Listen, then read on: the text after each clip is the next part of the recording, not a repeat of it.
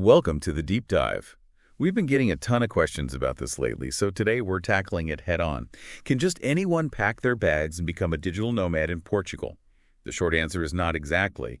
While Portugal's D8 visa has opened up some incredible opportunities for remote workers, there's one major factor that can really make or break your application. And that's what we're diving into today, the realities of getting a D8 visa. Oh, and before we forget, if you're already dreaming of those Portuguese beaches and pastel de nata, be sure to check out the description. We've got some incredible travel deals down there to help make those nomad dreams a reality. You're absolutely right. The D8 visa, it's not just a golden ticket. It's a selective process.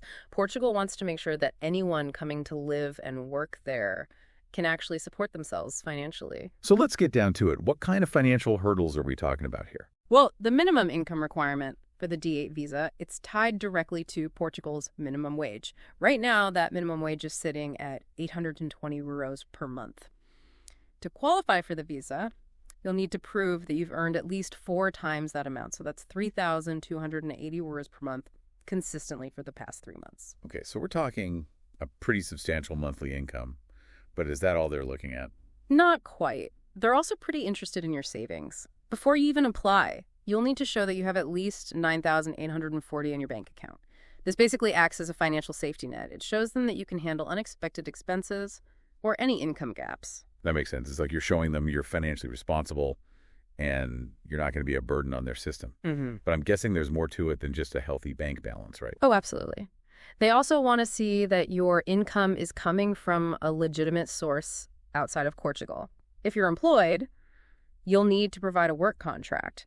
Freelancers will need documentation like company incorporation agreements or service provision agreements.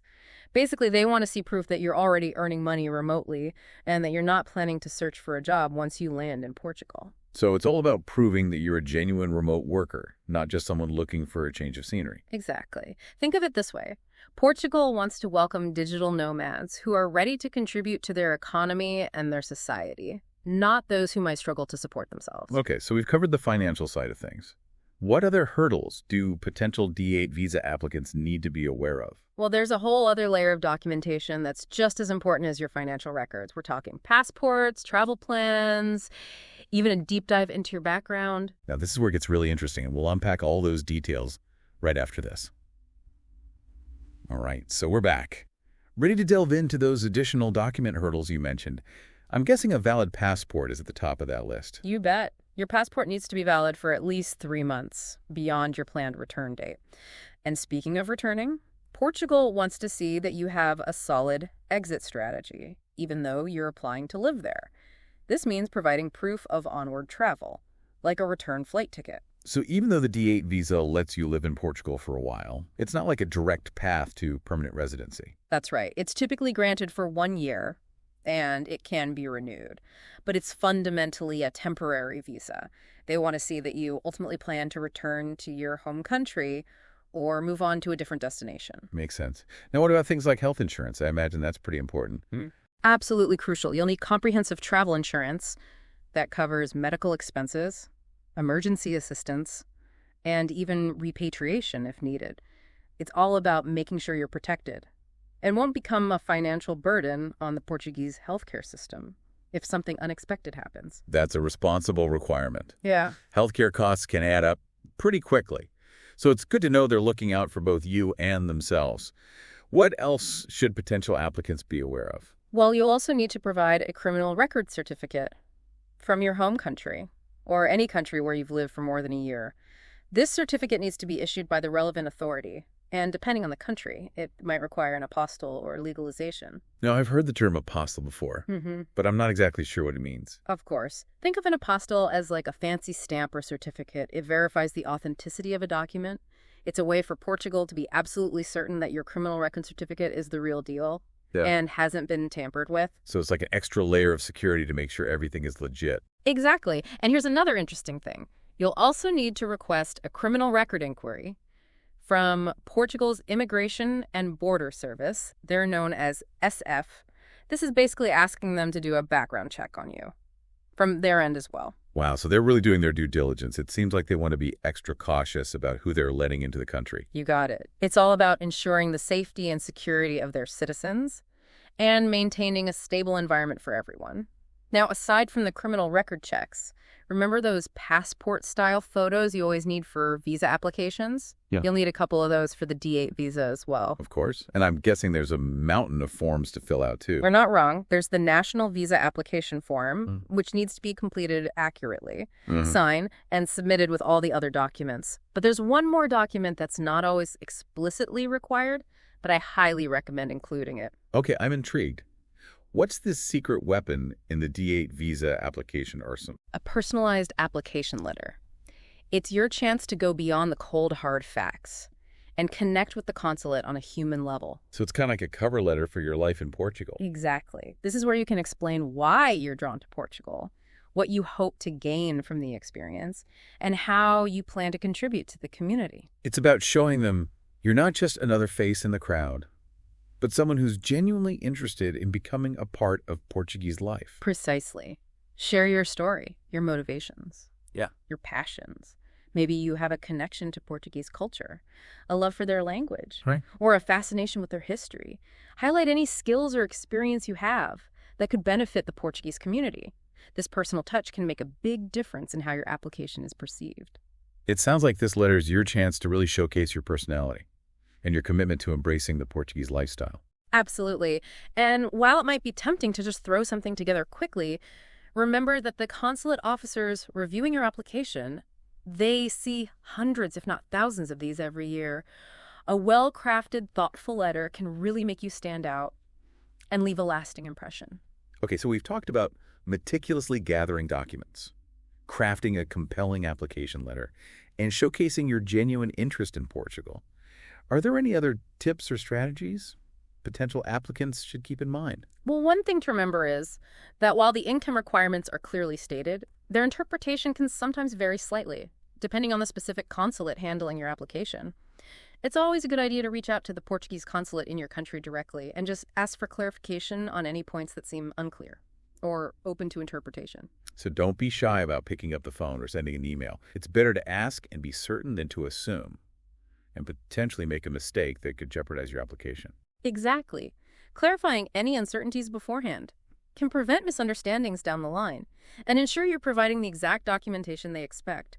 Now, even with the most meticulous preparation, the visa process takes time. Be prepared to wait patiently for a decision. Don't panic if you don't hear back immediately. Use that time productively. Start researching housing options. Connect with other digital nomads in Portugal.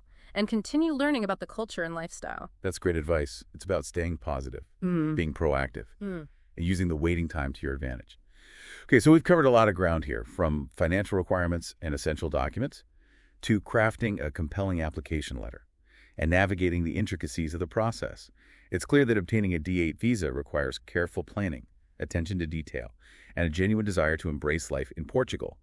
But with the right approach, the dream of working remotely from this beautiful country can absolutely become a reality. Absolutely. It's not just about ticking boxes on an application form, but about understanding the spirit of the visa, demonstrating your genuine interest in Portugal, and being prepared for the incredible adventure that awaits.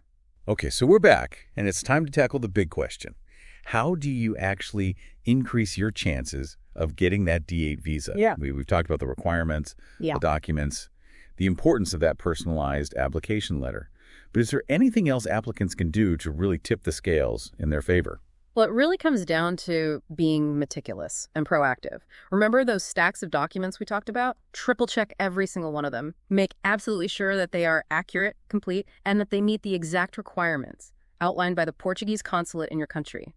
Even a tiny error can lead to delays or even worse, rejection. So it's all about channeling your inner perfectionist when it comes to this application. Exactly. And don't wait until the last minute to start gathering everything. Some of these documents, like the criminal record certificates and apostilles, they can take weeks or even months to obtain. That's a great point.